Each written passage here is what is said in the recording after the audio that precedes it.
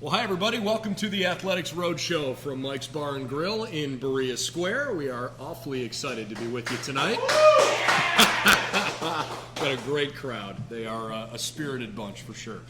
We've got a couple of great guests lined up tonight. We've got our football coach, Jim Hilvert, to talk about what has been a really good first half of the season. Can you believe it? We are already halfway through the regular season for the football schedule. We've got Kacie Ehinger, who's coaching one of the hottest teams on campus right now, 15-4. The volleyball program is letting it rip and ready for the OAC. And then we'll bring on our athletic director, Steve Thompson, who's in his first year and has done some great things already here in Berea. But before we got to our interviews, I figured we'd try to give you a little bit of an update on kind of how things went on campus here this past week. We'll be here every Monday night, 7:30 to 8:30, so hope you'll make BWYellowjackets.com part of your Monday night. We'd certainly love to have you up here at Mike's Bar and Grill in Berea if you can make it. But if not, love to have you online, BWYellowjackets.com. On Monday, the men's golf team had competed. This was pretty much during last Monday's show. Just a couple of teams that got ready. The fall season in men's golf always a little bit shorter.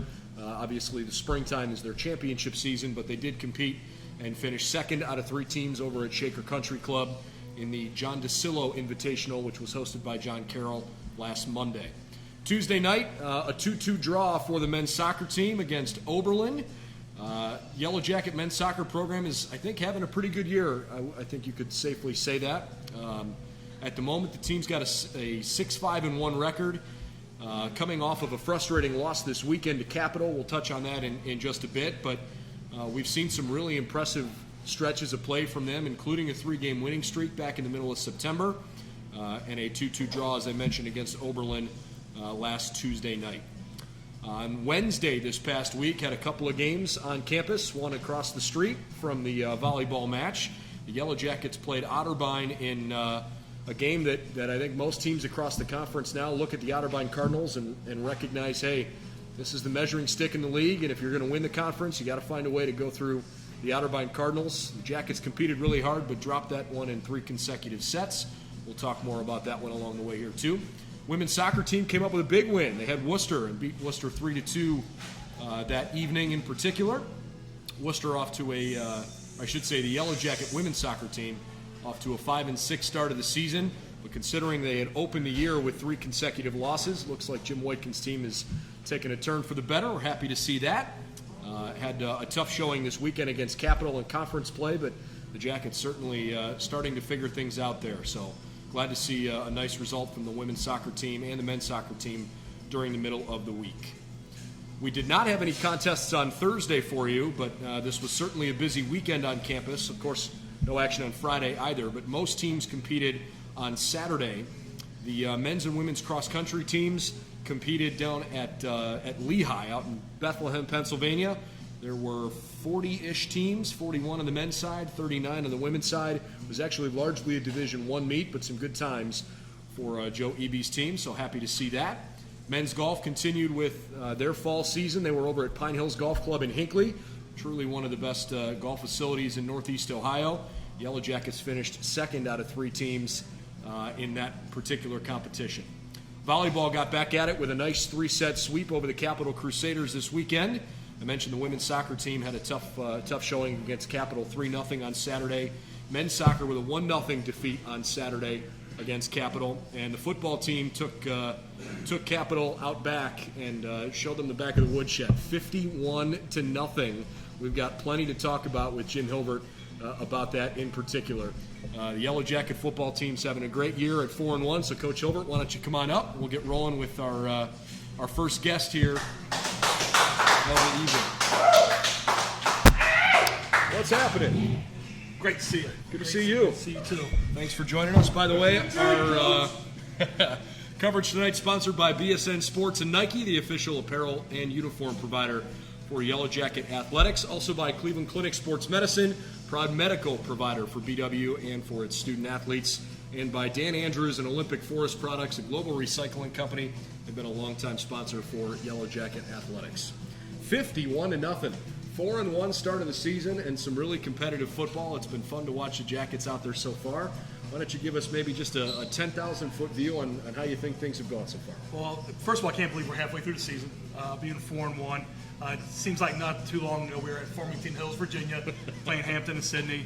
But kind of that trip, I think, took us to another level as a football team. Just being away for 2 days, coming together on the road, spending time in West Virginia, doing a walkthrough, spending time, in Virginia, coming together as a football team. I think it really helped us. And then our guys were really excited about Hampton, playing Hampton-Sydney. Obviously, it was a really good opponent, great atmosphere there on Saturday. Our kids played really, really well, coming out with OW. And then kind of taking that momentum into Otterbein, starting our conference play at Otterbein down in Columbus. Kind of got off to a slow start, but our kids didn't flinch, kept playing hard. And then the second half played some really good football, and that winning that game 41-10. And then, honestly, played Mount Union in the third game. I know our guys were fired up about that week. Obviously, that's a big game for us. Had some opportunities that we didn't capitalize on, and kudos to those guys that played well and ended up kind of pulling away in the fourth quarter and won 31-7. And then came right back against Heidelberg, and the 22nd ranked team in the nation. Guys knew it was a really important game, and obviously our home opener. And it was kind of crazy not thinking about it that our last game at home was in 2019. Being able to play at home, guys were excited about that, and Heidelberg is loaded with a lot of talent. Our guys played extremely hard. I think that the mark in that game was when in the fourth quarter when our offense ran the ball for 7 minutes and 30 seconds and they couldn't get off the field. And we're able to kneel down in victory. That's one of the best feelings as a coach. You can kneel down in victory to get that win. And, this past week, our guys practiced really hard. Always worried about a letdown after you win a big game like that. Guys came right off the bat, set the tempo early and often, and once we got that safety, things started steamrolling, and our guys played it really well. A lot of guys got experience from that game. A lot of guys that didn't play got experience playing that game, which I'm happy for. And sitting at the halfway point, 4-1 into the bye week, got a big, tough, second half of the schedule, starting with Muskie at their place for homecoming. But guys are fired up. I know I am. Can't wait. They're homecoming. Love going to homecomings. It's one of my favorite things to do as a football coach. We've got a lot to talk about and a lot to catch up on. So before maybe we dive more into this year, let's take a step back for a second and talk through some of the challenges that you've had to overcome in the last, now 2 years, from a recruiting perspective, from, just a normal operations perspective. Everything sort of got, a big loop thrown into it, right?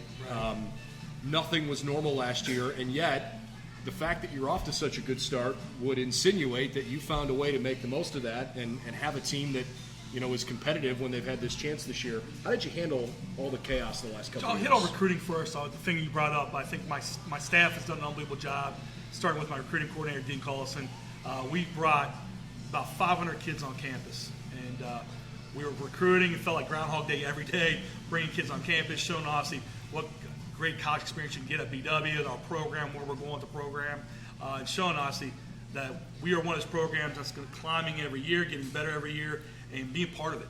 I think we've really brought a good freshman class in that wanted to be part of that, and I think those guys in the future are going to be really good players for us. But to be honest with you, last spring was really tough for me personally and our staff. Not having football in the fall was definitely different for me personally. Got a chance to spend obviously a lot of time with my family, which is great. But going into spring with COVID protocols, this and that, kind of walking on pins and needles, who can play, who can't play, who can practice, who can't practice. I'm not a mass coach. I'm a guy who I need to look in your eyes, and I need to see you. I need to be able to talk and communicate with you, meetings and all that stuff. There were nothing around. We couldn't do any of that stuff. And be able to teach now and be able to go on the board and watch video with the kids face to face, and that goes a long way with our development. And I think being picked sixth in the summer, our kids were really upset about that.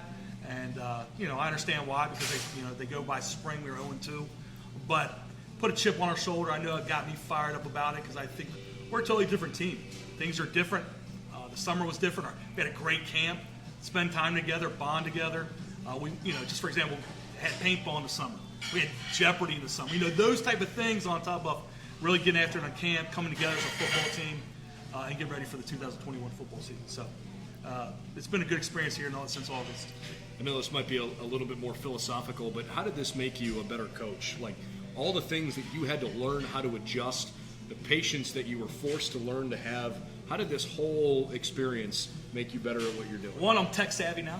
Well, that's good. With Zoom calls. I never have been, but now I'm tech savvy. But no, I think it really, not taking football for granted, I think it was a big thing for me, because you always feel it's always going to be there in the fall. But I think it really has made me a better teacher, explaining things to kids, not assuming that they know everything, but really going through and being thorough in the details of what we do as special teams, offense, defense, and all that stuff. I think it's made me a better teacher, no doubt about it. And I think that's helped me become a better football coach. Talk to us about, maybe some individuals on this team this year. It looks like John Murray's continuing to run the ball well, almost 110 yards a game for you. And, when he's been healthy, he has proven to be one of the best running backs in the OAC. And it hasn't really mattered who he's played against this year. He keeps getting it done. Yeah, John's done a really good job. Obviously, here's our workhorse on the offense side of the ball. He's done 10 touchdowns, I believe like 550 yards. Runs extremely hard. Yards after contact. I mean, he does an unbelievable job running the football. Runs with a lot of heart, a lot of passion, and I love watching him play. But also, it starts up front. Our offensive line and Coach Carlson, those guys have done an unbelievable job with Pat Simon leading that crew, G-Von and Austin Stafford and those guys, George Newcomb. What an unbelievable group of young men that have really set the tone. We ran for 315 yards last game. They really have set the tone up front and obviously opening up holes for John. I think our quarterbacks have really complemented each other with Keegan Armitage and Jack Gibbons being able to run the football and do some different things. And the receiving corps is led by Darius Stokes. Done a great job. Obviously, he's our playmaker on the outside. And one of the unsung heroes, obviously, because we moved him to defense because we had to, Ian Mitchell. He's a guy you'll see on both sides of the ball. But what a great player, football player he is, being able to play. And Andrew Cregan's another leader on our team who plays tight end. Guys have done an unbelievable job. I'm really happy how our offense has come together and what they're doing. Mount Union has essentially run this conference for a while, but I think a lot of times as a program, when you realize that you are right there with a team that has cemented itself as one of the premier programs in Division III football, it's easy to get your team to buy into, hey, we're really close to taking that next step, to being a perennial playoff team.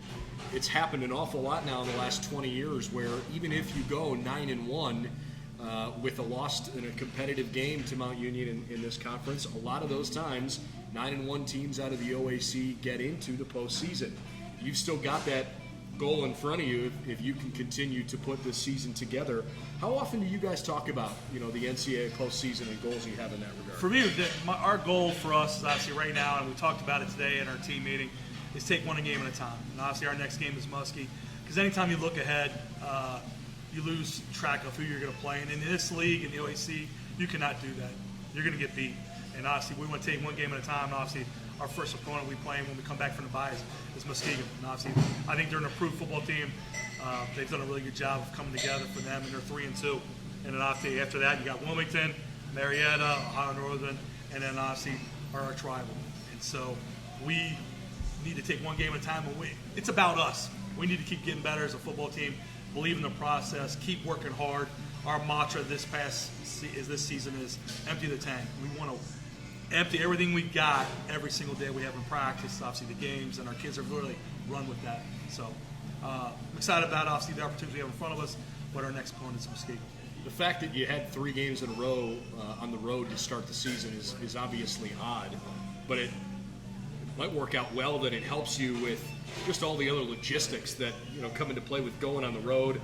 You're worried about buses, you're worried about potentially hotels and food and all the things that go into traveling for games. The fact that you can simplify some of that when you're playing at home toward the end of the year here. Is that a factor for you? Is that something that helps you? It's funny you said that because when we went on the road the first 3 games, after we were done on that road trip and we obviously finished 2-1, we were like, hey, our next 5 out of 7 games are at home. And that's a huge advantage, I think, for us. I know obviously coming out of the bye we have away, but then after that we have our next 3 out of 4 games at home. So keep feeding that to our guys. I think we play really well at home. I think Steve Thompson's done a great job of creating that atmosphere at BW where people want to be there, want to watch us play.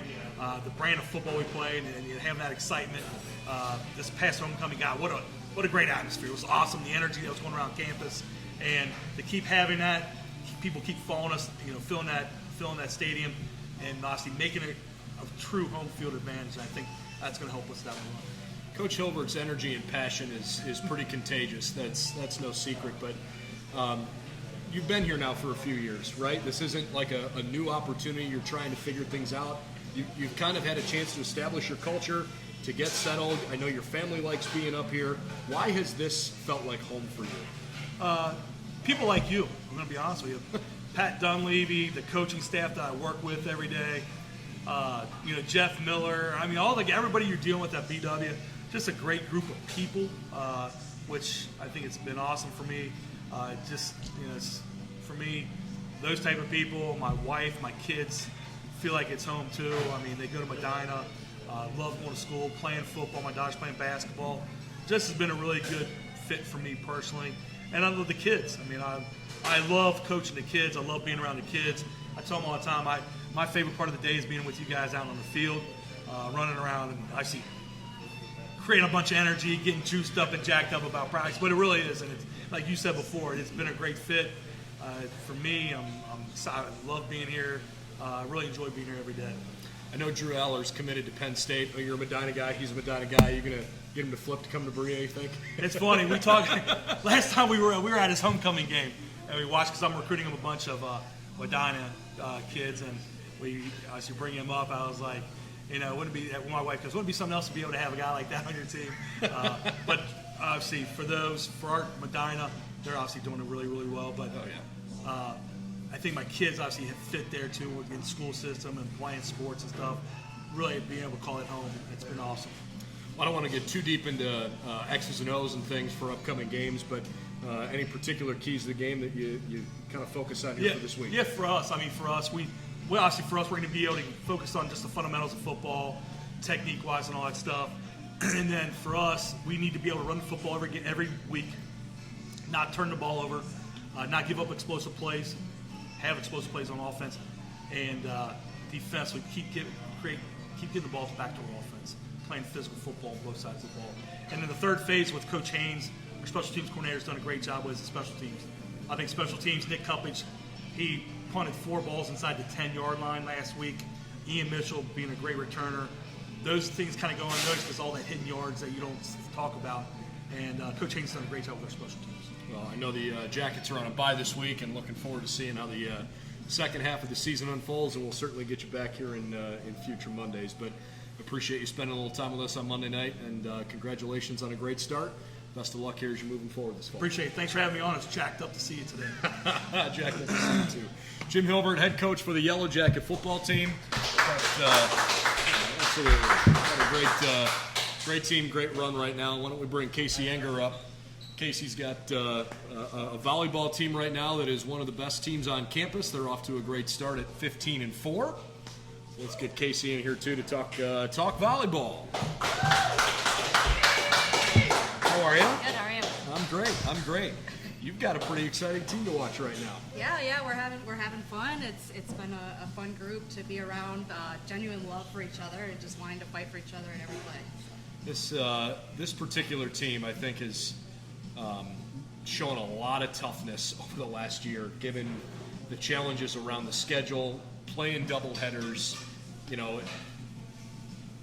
In some ways, kids are used to that because it's like, they grew up knowing when you're doing all the travel and the tournaments and stuff. But it's a little different animal when you get to the college game to then have to flip a switch and say, hey, actually, we're playing 2 today every time we play all conference season. And then have a short summer and dive right back into it. That's a tough grind. Yeah, it really was. The double headers, like you mentioned, when you get to college, it's a little different. You're having to max jump a lot more than you are in those club tournaments. You're a little bit more physical with some of the club stuff, and you get to college and everybody's kind of at that level with you. So you've got to max jump on everything and kind of give your all. And if we would have went 4 and 5 in a night and then have to turn around and play 3 days later and play 2 more again. And the OAC is such a gauntlet that you're playing the Otterbeins, the ONUs, the Muskies twice in one night and then turning around and playing the next one twice again. So it was a grind. Really, really proud of the way that they handled themselves this summer. They were, getting after it. We did have a big turnover. We graduated 7 from last year. So the way that the seniors from this year have kind of integrated the freshmen and the newcomers has been really great to see. Let's talk about Cecilia Hamish right off the top. Boy, you want to talk about endlessly energetic and contagious. She plays with this joy that you just can't help but notice. Even if you could have no tie to the team, just a casual fan watching, and you're gravitated toward her because nothing about it is fake or put on. And by the way, she can really, really play. She's a ton of fun to watch. Yeah, and it's funny with Cecilia. Happy birthday to her, by the way. It's her birthday. Perfect. Cecilia is like that in every aspect of her life. It's not just in volleyball. She's excited about everything she does. She just genuinely has a love for the game and for the people around her, and I think that shows on the court. And she's just unapologetically herself, and people love it, and they just gravitate towards it. It's been really fun to watch her kind of come into her own the past 2 years. Her sophomore year, she was in and out of the lineup. Last year was in the lineup for the duration, and then has been for the most part this year. And just to see her kind of grow into that and kind of be a good leader in the past 2 years has been really exciting to see too. Well, and after graduating, 7 kids last year, you kind of have the upperclassmen sort of forced into new leadership roles, and it's just nice to see when there are players like her and Ivy Earl, who's obviously also achieved at a really high level. Those become natural fits for leadership roles when you have, on top of good production on the court, they certainly seem like the kinds of people that you're trying to build a program around. Yeah. Ivy and Cecilia are kind of a yin and a yang.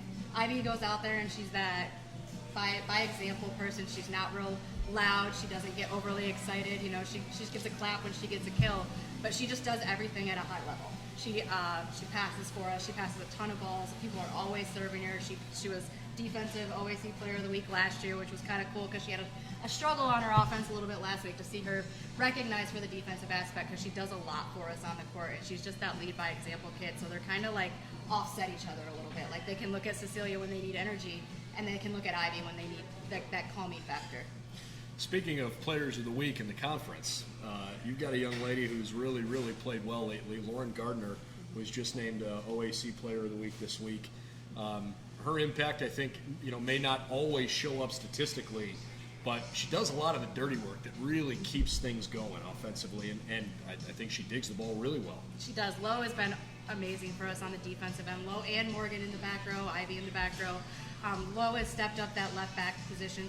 She pursues everything, doesn't let anything kind of hit the floor, and she has that mindset that she's just going to go get the ball, and she's really not afraid of anybody.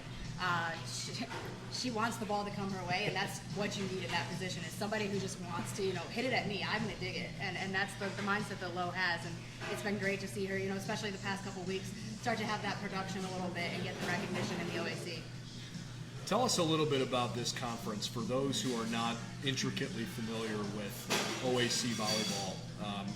I mentioned off the top, Otterbein is a ridiculously good team. Ohio Northern and Muskingum, those 3 schools in particular, for basically 25 years, sort of been a rotating, conference title between the 3. And yet, I really feel like your program is right on the cusp of matching that same level of play consistently. You had a chance to see Otterbein this past week, and I know, they might be a little bit bigger, a little bit more physical, and they play unbelievably good defense. But when you look at those schools, those programs, where is your group trying to get, incrementally better to match that play? Yeah, I think defensively right now we're right there with some of those schools. We have to pick up the offensive end a little bit this year. We're kind of struggling the past couple weeks with putting some balls away and minimizing errors. I think that's where we're at right now. We've been working on it a ton in practice, trying to match that output that they have. Like you said, those 3 are just juggernauts. The OAC is unreal of a conference.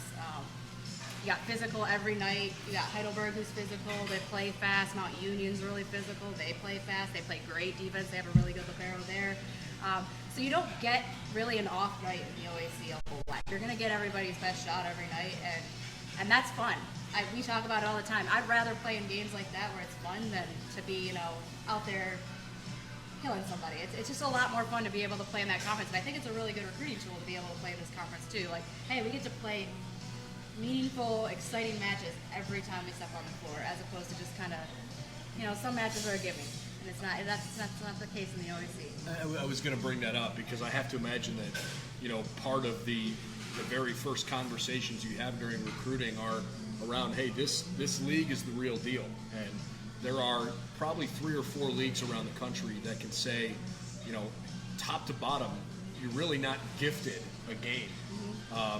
And I would think, and you could speak to this, that would attract an athlete to say, hey, look, I want a good education. I know I can get a good education at Baldwin Wallace, but boy, I want to be tested and figure out how good can I be. And if you're consistently playing against those caliber teams, you got a good chance to figure out how good you can be. Yeah, I think it's helped in the recruiting pitch the last year, especially this freshman class is from a little bit all over. We have 2 kids from Chicago, 2 kids from Pittsburgh.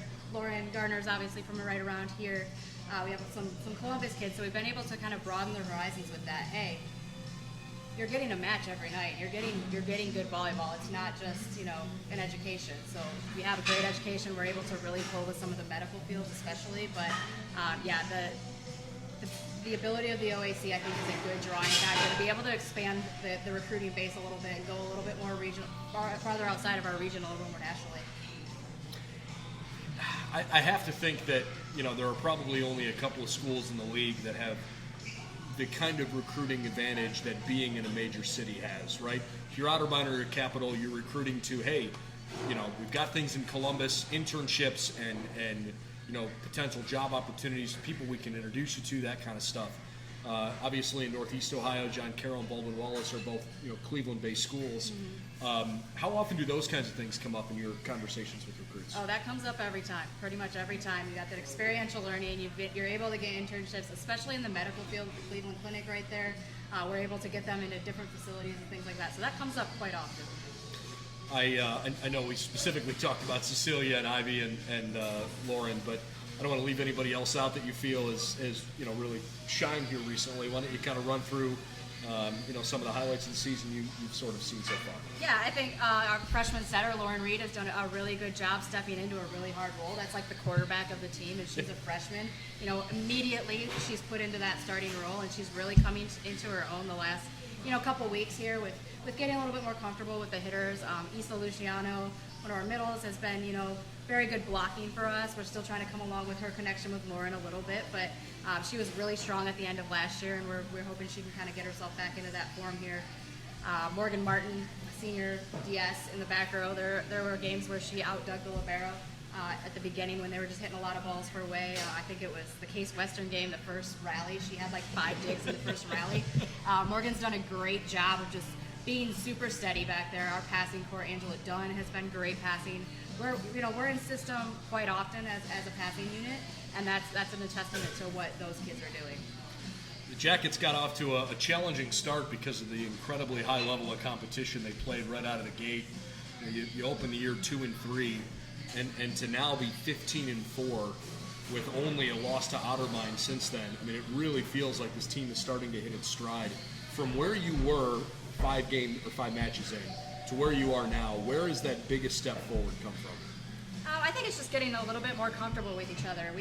So at any point we have Lauren Gardner, Lauren Reed, Alyssa Sahi, all freshmen, Allison Weiner as a freshman on the right side. So we're throwing 4 freshmen out there. So them just getting more comfortable with each other on the court, I think is kind of been a big thing. No excuses on that Mount Union going, starting off a little slow. The Mount Union tournament, we did play 2 of those matches without Ivy Earl. So I'd like to, see what we could do with that. Sam Ruetta did a great job stepping into that role, but that puts a 5th freshman on the floor. So I think it's just been being able to kind of get a little bit more comfortable with each other on the floor. We're growing together. Like I said at the beginning of this, they just have a genuine love for each other and want to work hard for each other, and I think that's kind of showing as we grow together and get to know each other a little bit more. This the schedule just doesn't get any easier. There's just nowhere to breathe. The Jackets, obviously, their next match coming up this week, Wednesday at number 13 nationally ranked Ohio Northern. And then they'll play the 12th nationally ranked team in the country Juniata down at New Concord, and they'll play Wittenberg as well in a match hosted at Muskingum. Then dive back into OAC play the rest of the season, with the exception of one non-conference game left against Ohio Wesleyan. It's hard to believe too. I mean, you're kind of in the home stretch of your. You start thinking OAC tournament, and things are certainly going well. Tonight's Yellow Jacket Athletics Roadshow, brought to you by the Oswald Company. They'll handle all of your insurance and risk management needs. By Chuck Rotuno and OEC Connection LLC, your global automotive technology provider. And by Medical Mutual of Ohio, the official healthcare provider of Baldwin-Wallace University. And with that, we welcome in the guy who is the brainchild behind this whole operation, Steve Thompson, who is our Director of Athletics. Man, 50 or so people in this place have to clap for me, don't they? Great to see you. Great to be here. It's a pleasure to spend a little bit of time with you talking about Yellow Jacket Athletics. I think the first thing off the top that is so worth noting is game day environments. As an AD, right, you build relationships with coaches, you give them resources to do their jobs and to recruit the kind of kids that they need, and to have the facilities and the resources they need to run programs. But from a fan experience perspective, one of the things I've really enjoyed watching this year is how the game day experience is, seemingly ratcheted up. How much of an emphasis has that been for you, and how much pride do you take in that? Oh, I take a lot of pride in it, first of all. But as far as the emphasis, it goes back to when I was interviewing for the position back in April, May.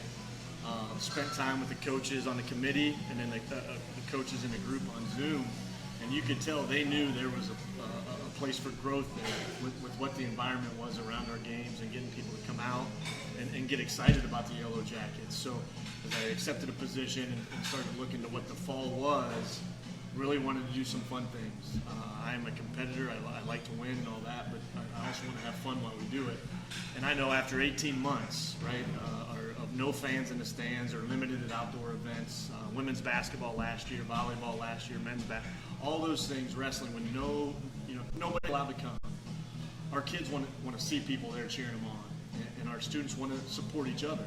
So we wanted to do some fun things. I met with every group, every team, one-on-one, and as I asked what they were hoping for this year, that was also kind of their request. Like, we want people cheering for us and all that. So the first charge came to them that if you want people to show up and support you, you better show up for your peers. And you show up to the volleyball match, the soccer games, the football games, and then turn around and tell them, tell your peers, tell your friends that, hey, great job tonight, great win. And you've seen that at volleyball games and soccer games, and then the football games, 2 football games we've had the last 2 weeks. So that kind of is where we started, and then we want to create an environment that really gets the campus community engaged, the Berea community, Middleborough, the west side of Cleveland engaged, and then our alumni engaged.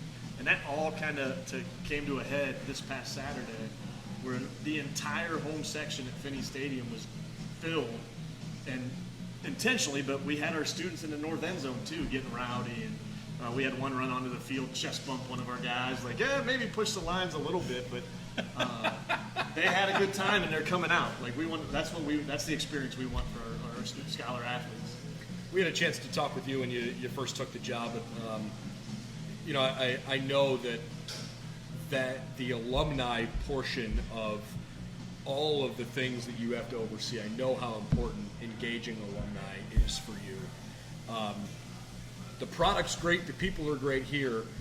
For alumni that you haven't met yet, or who haven't, realized or recognized that this is a new role for you, what are the things that you want them to know about the current version of Yellow Jacket Athletics, and things that they can do to stay engaged with their alma mater? I think the important thing is they're tremendous young men and women, right? They're future leaders, and I would ask the alumni to think back when they were 18 to 22-year-olds and going through their process in growth and maturity. But what their experience was, it's not different.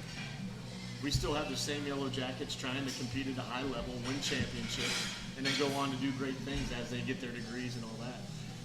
We're trying to bring as much of the Yellow Jackets to them as well. So you can watch every game on YouTube or whatever the social media is that we got going on that day. But Jeff Miller would probably kill me because I can't remember off the top of my head. But we're trying to do that as we go and travel. We're trying to have events for alumni as our teams travel.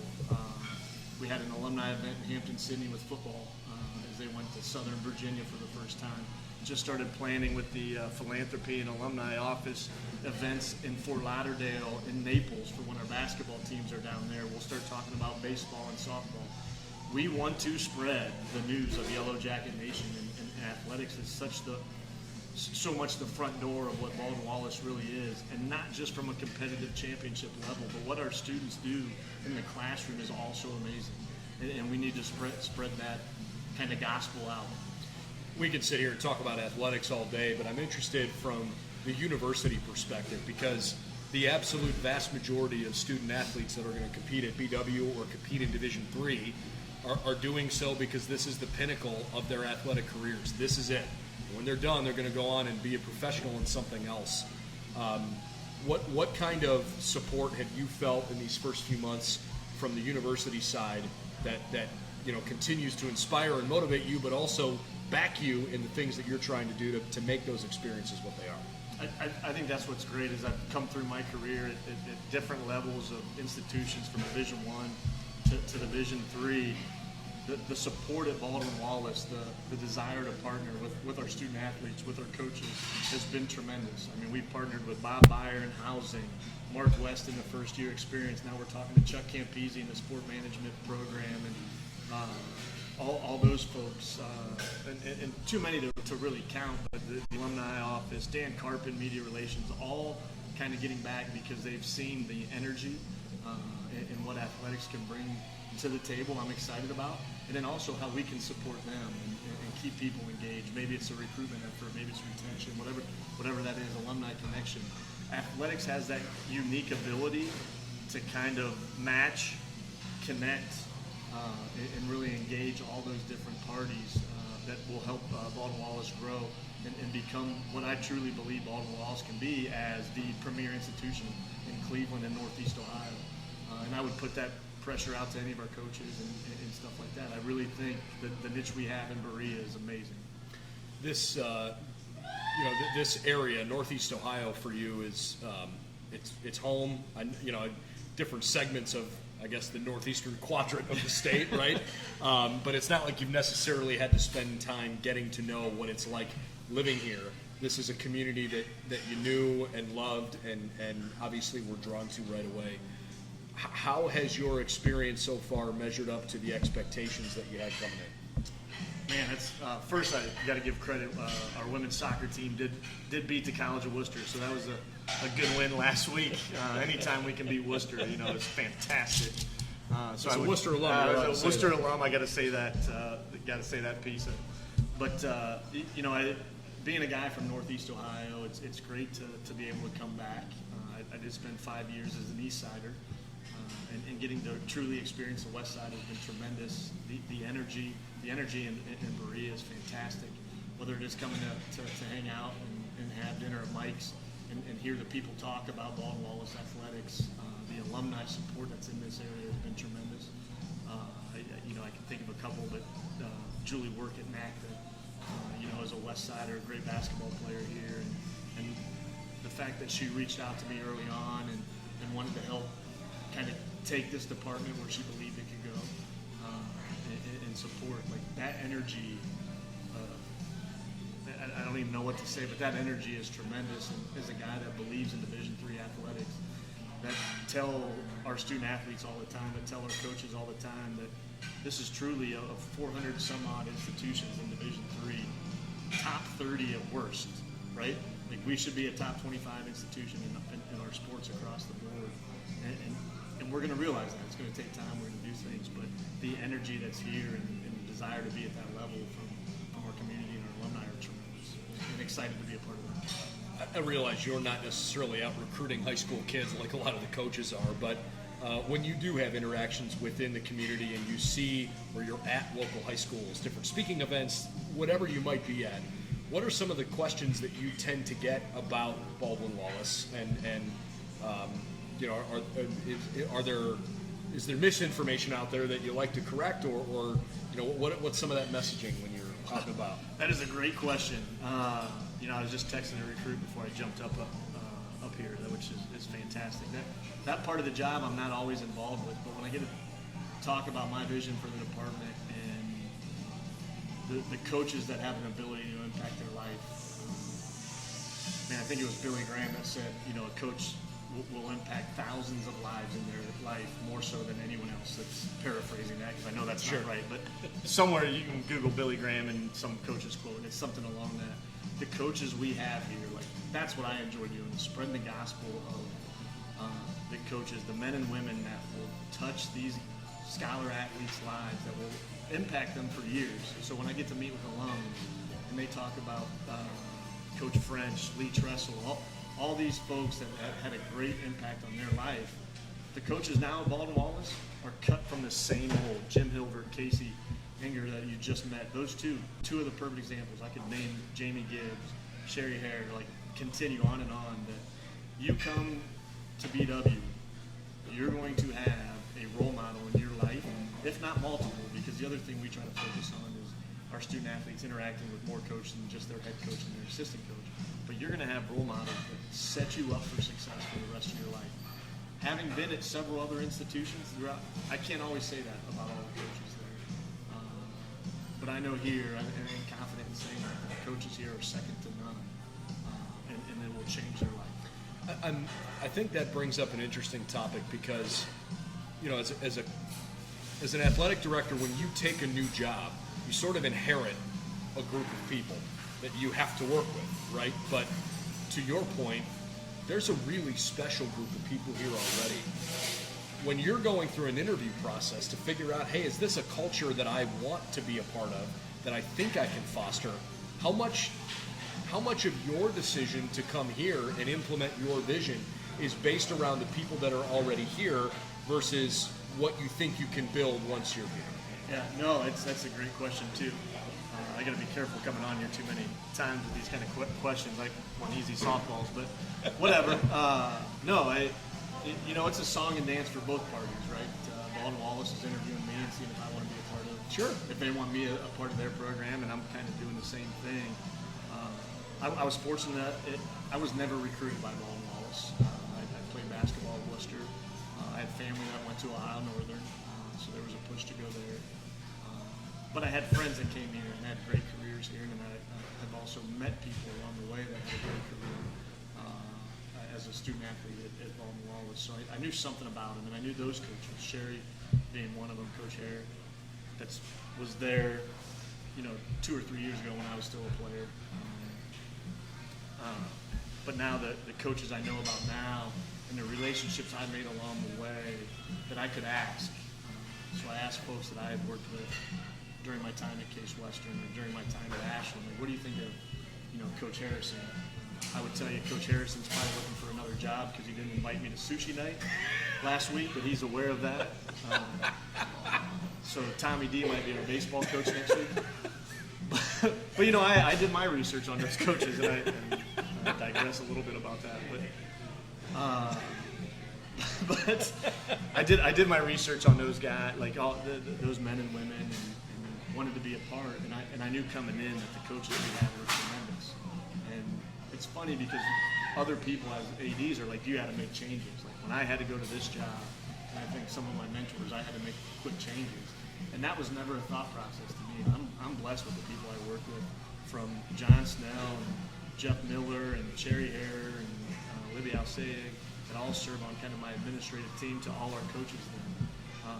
Blessed that they're coming in and they're trying to compete every day. They want to win just as much as I do. Right? That's where kind of my confrontation would come from. If you don't want to win, I'm not sure we want you at Baldwin Wallace, to be quite honest, but they want to win. They want to compete at a high level. They want to recruit high caliber student athletes. That's what Baldwin Wallace wants.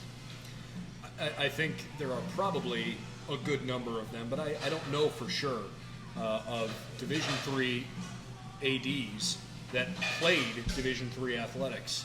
I know there are several in our conference that don't have that background, and so I think it does offer a unique perspective because you know exactly what it's like to go through that life, to go through that grind, and the kinds of kids that will thrive under those circumstances. And I think there's this misconception out there that, Division III athletes don't work as hard as Division I athletes do, and they don't get the same media coverage, and maybe they don't put the same hours in, and it's just not as competitive. And man, I'm telling you, that just can't be further from the truth. Just because you're not on ESPN on Saturday afternoon for a high noon kickoff doesn't mean that these kids aren't still working sometimes 15 hours a day in the classroom and working maybe a part-time job because they're trying to work and put a little money in their pocket, in addition to working out and practice and film session and preparing for games and all of those things. But I guess I would just love it if you could elaborate a little bit on how your experience as a D3 student athlete has helped you in this job, enrich the experience for the kids that are here now. Yeah, I would tell you I had kind of a unique experience at Worcester as a college basketball player, and I might get a little sentimental because my coach just went to the Worcester Hall of Fame last weekend at 867 career wins or something like that. Blessed. But, too often I would say this to a student coming to play Division III athletics that has that perception. They think they were a 30-point scorer in high school and they should come in and start right away at Ball and Wallace or, where I went to school or whatever. And I was a guy that played JV as a freshman. And I can remember sitting across the table from Coach Moore at the College of Worcester, and he just said, if you don't get better, you'll never play here. And I was the guy that went home and told my mom and dad that I want to transfer and I don't like it and all this. But thankfully, my parents know I'm kind of an idiot and believed in their coach, believed in Coach Moore, and said, you know what? He said you have to work harder, you better work harder. And so I worked my tail off that summer between my freshman and sophomore year, and still that first game of my sophomore year, I played a JV game. And then by 10 games in, I was playing varsity at the College of Worcester, went on to the Sweet 16 Elite Eight, something like that, I don't know. But, and I was fortunate enough to have a great career. And I try to share that with our kids. Like, it's not the end of the world if you're playing. I was just talking to a couple of football guys this weekend. If you're playing JV as a freshman, it's not the end. Put some work in. And our kids put work in, because I will tell you, I started June 7th, came into the office the very first day. I swiped in at about 6:30, 7 a.m., and we had 3 or 4 women's basketball players getting shots up before they worked for the rec center over the summer. And that is, like, warms my heart in a sense that they're so competitive. They're in the gym on June 7th, right? That they just had the 18 months of misery where nobody was out playing. But they're optimistic that October 15th practice is going to start. They're going to start games in November, and they're getting shots up. And that's everybody. Like, that's not. I'm just not pointing to women's basketball, but I see people in the gym every morning. I come in. I love it. And I look back. John Murray was on the search committee. A tremendous running back for us. And I'm going to say maybe a month into the job, I get a message through Twitter, and he's like, "Hey, we can't get into the stadium. Run some routes, throw the ball a little bit. You want us to win the championship, like you said on the interview, you got to get us in the stadium." But that's their desire. They want to get that work in. I'm not going to get in their way. Like, would you get in the way of John? I mean, No, thank you. 5 teams already have said this year in the OEC they don't want to get in the way of John Murray. So my 110-pound guy is not going to get in the way of John Murray. But that desire from those kids, that they're not all just working hard in the classroom. And I think that's what gets lost in Division III is they bust their butt in the classroom. They bust their butt in competition and practice and all that. And then, on top of all that, their schedule's even more packed because they need to have that part-time job to pay rent or buy dinner or whatever that might look, help pay tuition, all those different things. They're doing all that. And talking with John, Coach Snell today, and Laura, our swim coach, that I think that's what gets lost more so than anything when it comes to the NCAA is the schedules that Division III scholar athletes have to have compared to Division I athlete is completely different. They practice, they do all that, but they don't have to go to work. They don't have to do these other things. They get tutors that come to them. We have to fit the tutor schedule in. And there's probably people rolling over in their grave right now as I criticize the NCAA, but I just think that gets lost when it's that big. But our coaches appreciate what they do. Our administration appreciate what our student athletes do, and it's great to be a part of that team. No idea if I answered your question. No, you absolutely It's did. in the ballpark at least.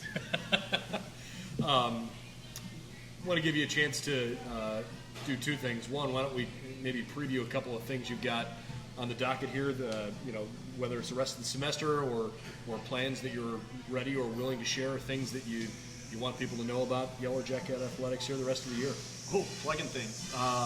A lot of stuff coming up. I think it's going to be an exciting fall rolling into the winter. I would encourage our student athletes, or our students and scholar athletes, to continue to come out. I love the environment they've created, and this is not just football, but at our soccer matches and our volleyball games. We flipped the bench this year with volleyball, so our students can really feel engaged, and they're engaged right now, and it's fantastic. And just want to see them to keep coming out. I'd love for them to tell me what each night is, because I've missed now USA night, I missed Jersey night, and I got a really good John Lester jersey. I might even wore a Steve Thompson 32 Worcester jersey, maybe. You never know. And I didn't get to wear an antique. Right, it's an antique. Knock it out of the case. I could have wore some great USA gear, but they didn't include me in those plans. But I love to see the engagement of our kids, so we'll continue to do that. And then I would say for our brown and gold and our alumni folks, we're trying to push the engagement even higher there. So October 30th for our game against Marietta is our Hall of Fame. I'd love for everybody to come out. We're going to do another brown and gold kind of VIP tailgate where we get to hang out a little bit before the game, to visit with me, meet me for so many people that I have yet to meet and I look forward to. I'm not that exciting, but maybe. But really just to get them back to campus and see the energy. The energy Saturday, and this looks back, but this is what I want to see throughout the year. And leading into those last three home games, it could be that level, right? We have the Shriners game on the 23rd, Hall of Fame on the 30th, and then November 13th, the team from University Heights will come. That'll be Veterans Day, Senior Day. Just a lot of energy. It could have a lot of meaning to that. But on Saturday, the tailgating we had from the jacket backers, all the parents that come out, was tremendous. Wrestling, engaging some of their parents and recruits. So women's basketball doing that, softball. Our football team does the jacket walk, and they walk through there, and the energy there, still 3 hours, little less than 3 hours before the game was fun. You don't get that at too many Division III environments. So continuing to support one another is really what I would try to push. And if you're an alum, and man, come out. If you're an alum, just to get engaged, whether it's going to a volleyball match or a soccer game, whatever that might be, just come watch. Because these kids compete at a high level. They compete hard, and they are passionate about the brown and gold. I was going to ask, kind of, I guess, segueing into that last, just those who haven't figured out how to support yet, whether it's a specific team or athletics initiatives in general. It's one thing to come to a game and cheer and whatnot, but for those who are looking for ways to, back the Yellow Jackets, whether it's financially or providing meals or, helping with transportation things, whatever they can do, I know as a department, we're always looking for folks that want to back our efforts. For those who are looking to give back, whether you're an alum or not, how can they do that? Yeah, I think it's one of two ways. Get engaged with the brown and gold, which is our athletic alumni affinity group. Gabe Adams is the president right now, 14 grad, former football player, but he would be a great start. Or reach out to me and let's have that conversation where you can support a team you're passionate about or the department you're passionate about.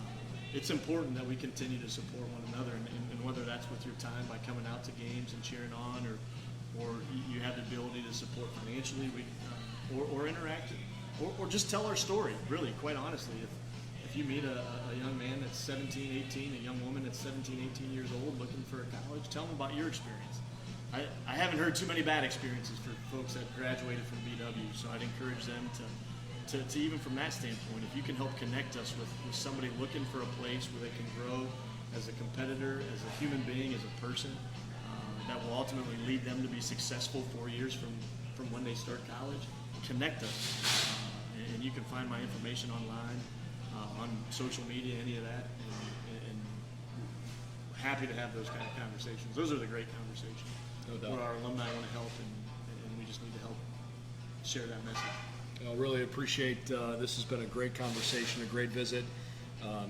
There's a lot of positive energy and momentum right now around Yellow Jacket athletics, and I know you won't admit it, but I think a lot of that stems to your leadership. So thanks for everything you're doing, and looking forward to seeing how the rest of this year folds. Brendan, thanks for everything you do to really sure. promote the Yellow Jackets, and can't thank the coaches enough for their work.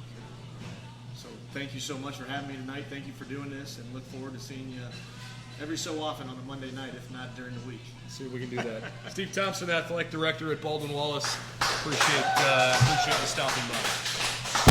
That'll pretty much wrap up our Yellow Jacket Athletic Road Show. Want to give one more shout out here. We appreciate the support from Barron's Bus Lines, the official charter bus company for Yellow Jacket Athletics. And coming up this week, just to give you an idea of what events we've got coming up athletically here this coming week. It's a Wednesday-Saturday week for the Yellow Jackets. Wednesday night, I know we talked with Coach Ehinger about the volleyball game. That one's going to be at Ohio Northern, so if you're a Yellow Jacket fan out in Western Ohio, get over to Ada and support the Jackets out there against the 13th ranked Polar Bears. That's a big one. Or if you'd rather be on campus that night, the men's soccer program is hosting Ohio Northern. The Yellow Jacket women's soccer team will also be on the road against the Polar Bears. All of those matches start at 7 o'clock.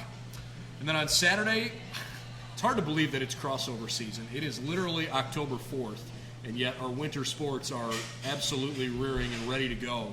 The Brown and Gold Inter-Squad women's and men's swimming and diving meet is on Saturday at 11 a.m.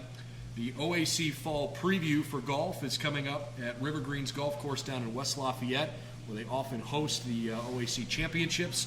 So the men's golf team will be down there. Women's volleyball has that big match.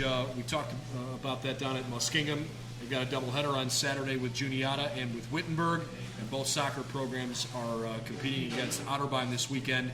The women's soccer program is at home on Saturday afternoon. The men's soccer team is at Otterbein.